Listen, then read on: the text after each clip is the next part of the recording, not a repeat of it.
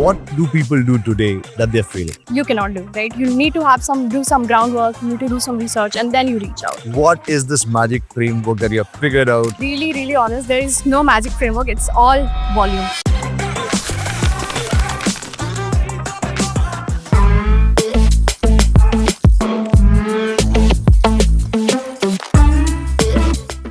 Hey, welcome to the Call to Close, live from Phuket. Before I introduce our panel for today, I would love to share a story with you. I know someone who reached out to Jeff Bezos. No pitch, no, I need 15 minutes of your time, just to the point. And guess what? Jeff Bezos replied. So we see a lot of instances and stories inside Smartlead. People who have reached out to investors, founders, CEOs, people that we think are unapproachable, and these people still got a reply. Today, we have someone who was a college student to start off with, had no AI, had nobody to back her up, and still figured out a way, a framework to reach out to these millionaires and billionaires and get their replies in. We have Suprava Sabat. Thank you so much for your time. I'm genuinely excited to have you here. So let's get started. Amazing. Thank you so much for the lovely intro, Abhishek. Really excited to be here. We've been Smartlead's customer for over 3 years now. I guess this is going to be super exciting. Let's get started. Awesome. Fantastic. So I think before we actually get into the framework, which everybody's, I'm sure they want to listen about, we want to know a bit more about you. What's your journey like? How did you come to be who you are today? Right.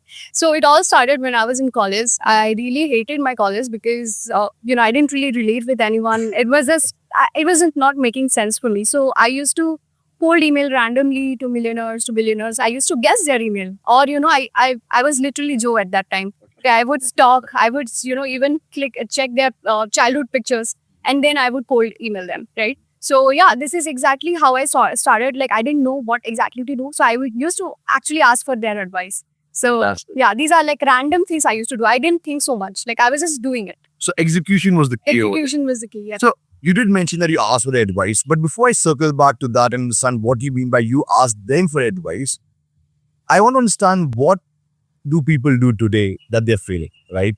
What are the presumptions that these days have or people have that we need to get rid of immediately, especially when reaching out to billionaires or millionaires and trying to get them to respond to us? Right.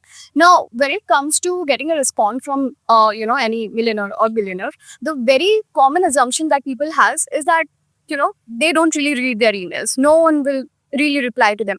The very first thing you need to understand, like whenever someone, like even if it's a millionaire, it doesn't matter. The very first thing they do is read their emails, right? So that is the most common thing. So it's not gonna they will not read the emails. The second assumption that people have is that they can just, automate everything, and that's the reason, the emails are not getting into their inboxes and stuff like that. Again, that you cannot do, right? You need to do some groundwork, you need to do some research, and then you reach out, right? So these are like the two common assumptions I will say when it comes to millionaires. And very third thing is people think that assistants, they have that, basically read their emails, and they have some sort of AI that is reading their email. I mean, yes, that does happen. But at the same time, if your email has some good work, because, the assistants are trained, right? Yeah. To give basically forward the email, that is really important. So yeah, if you know what you're doing, if you're reaching out. That's a very contradictory point of view to what people are doing today, right? We talk about agentifying processes, not having to do the manual work. But at the same time, what you're saying is that these people, once they feel that the emails are important, they actually take the effort of reading it, right? Yeah. Interesting. So let's get to the real meat of this discussion, right? What is this magic framework that you have figured out that's getting people to reply back to you front, right, center? I'll be really honest. There is no magic framework. It's all volume. Okay. Right. It's all volume. But yes, when it comes to framework, there is this particular framework that really works. I have seen it million of times, with our clients, with us. Like I'll tell you the kind of things that work for me, right? The very first thing that worked was just asking for advice. Right? Okay. Yeah. I used to randomly, email, ask for I'm really confused with my college. I really don't know. If you are at my place, if you are let's say 17 years old, what you would have done given the resources you had that time. So I got a response which said Suprabha, you already know what exactly you need to do. You're just not taking the right action. Oh, tough life lessons right there. Exactly. Yeah. And I actually didn't know what I need to do. I was just feeling like maybe this isn't right, maybe I should do a job, like, right? So this was the first thing. The second thing was where I was just, using a reference for like a third party that, they like their team member that I was in contact with. So I said something like, I would love to have a conversation. I got introduced by your team member, this, and then I just placed my offer. So this was like a very casual, breezy email, and yeah, it did work.